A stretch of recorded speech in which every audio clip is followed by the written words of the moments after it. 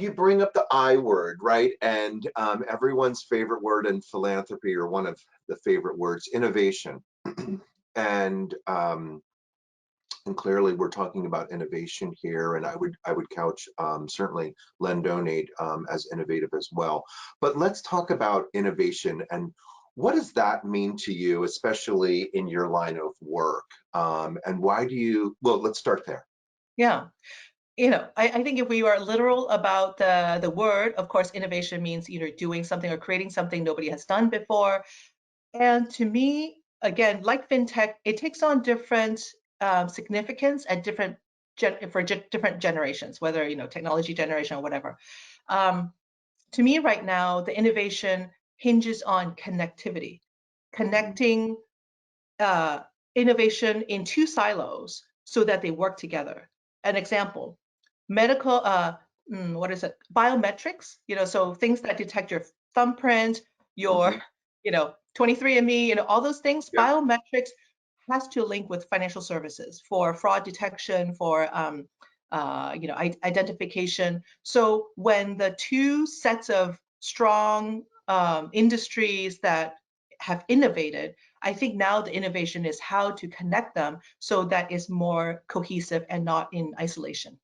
And I'm curious, as you it's interesting to look at the financial services and biometrics and facial technology or recognition or whatever. Where else do you see potential communication or partnership outside of biometrics? But like, so finance, and what else would you say is kind of out there? There are so many because finance is like the fuel for Sure. all things good and bad, right? Yes. So, right, it's the foundation of how the world works. And Yeah. if the economy is set up in a way that, as we now know, oftentimes it's not a level playing field, it eventually leads to social unrest and therefore a not peaceful world. So there are many, many connections to politics. I think for people to see more, once we can innovate in financials so that there's transparency, then whether we track how donations are being made to political candidates and campaigns can be better, just better accountability. Well, I was just thinking when you were talking about politics too, and obviously politics and finance and money are all interconnected, let's be honest. But when you think about, we get what, 500 emails a day about, support Move On, or, whatever the group is that you support. And it's always like, and donate here or whatever. And it's so quick. Something could happen, with a politician or whatever, or a bill being signed. And within minutes you get an email, either looking for money or looking for support, or whatever. So I think that's a classic example of politics and finance coming together. Yeah.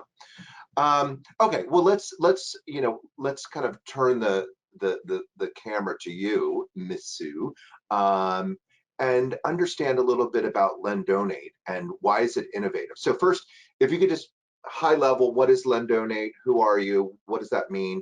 And then let's talk about the innovation that you're seeing within your company, and the vision that you have. All right. Well, Lendonate is a open marketplace where we have online presence. We also do things offline, but we connect capital with nonprofit in Mhm. forms of either loan or donations. So the way we work is we start with and a nonprofit applying for a loan. Let's say it is for strategic growth or to buy a building. The use of funds isn't as important as our role, which is to assess their ability to repay, just like any good credit officer would do. And then, and you're very familiar with that.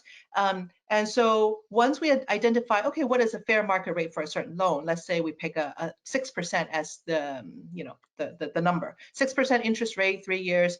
And then we present these loans to investors and let the investors decide what they want to do in terms of support, meaning they can lend at 6%, they can lend at 2%, they can lend at 0%, including they can even donate instead of lending or together with their lending. That And way, and Sorry, if Lend Donate assesses a 6% cost of capital for this nonprofit and I'm the donor, can I say I want 7% or 8%, or the 6% is the cap? 6% is the cap. Thanks for Okay, just making sure. making that asking that question. We call that, in fact, on our platform, the ceiling rate. Hmm. So fair market rate is ceiling. Everybody can do zero to ceiling. And Great. then when we aggregate, 20 lenders into one loan or something, then the nonprofit gets one simple loan from us. That's the weighted average of the best interest rate sourced. And then so therefore it's just a simple, like any bank loan, one payment per month. We take that, let's say instead of 6% now, it's 4.5%, because some have chosen to be philanthropic. So we take that 5%, 4.5% interest repayment and redistribute it back to each of the lenders based on what they specified. Mark, so if you wanted 2% and somebody else wanted 4 and somebody else wanted 6, they each get that rate back. And that preserves any philanthropic gestures embedded in the rate, as well as any donations that comes through, we pass that on to the nonprofit. So a donor could come in and buy down the rate significantly.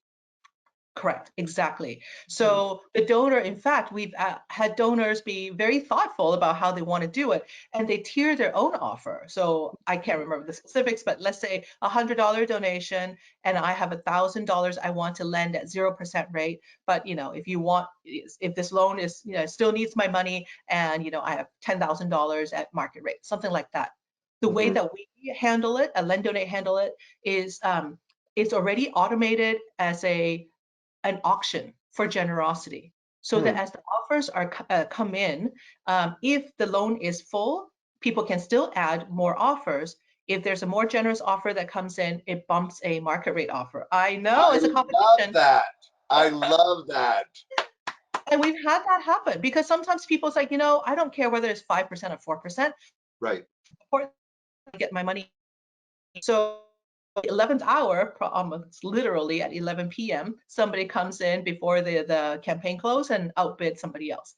So that is what we're trying to innovate. That's our innovation, not so much technology. Yes, we're a fintech company, but our innovation truly is more in the pricing, where I it is love that. difficult for providers to cut their costs. Like banks can cut their Yeah. costs, but not as much as people can, and people can decide for themselves. And I'm sorry, you used a term, and I love the idea. You said an auction, a charity auction, or what did you call it? Generosity auction. Generosity auction. I love that. So basically, the model is open platform. You're in a way syndicating a loan to a variety of other investors, and then who have multiple entry points and maybe different interest rates or whatever, and then you ultimately create some sort of weighted average cost of capital to the nonprofit. Um, I love that. That's great. Okay, so then let's talk about when the nonprofit repays, whether it's an amortization or balloon payment or whatever. How does that work again? And how do I think about my investment return? And then I also want to understand too, where do these dollars come from? Is it a DAF? Is it, so we'll get Mm, into that too. So when a nonprofit is repaying, tell me about that again. So I chose 4, and chose 3. So the nonprofit's paying back next month $10,000. How does that work again? yeah. So you will have, as an investor, you will have, or lender, you will have an account, and you'll have a dashboard where you can see kind of the high level metrics, how many loans you have made, and what you've earned, what you've donated, that kind of metrics.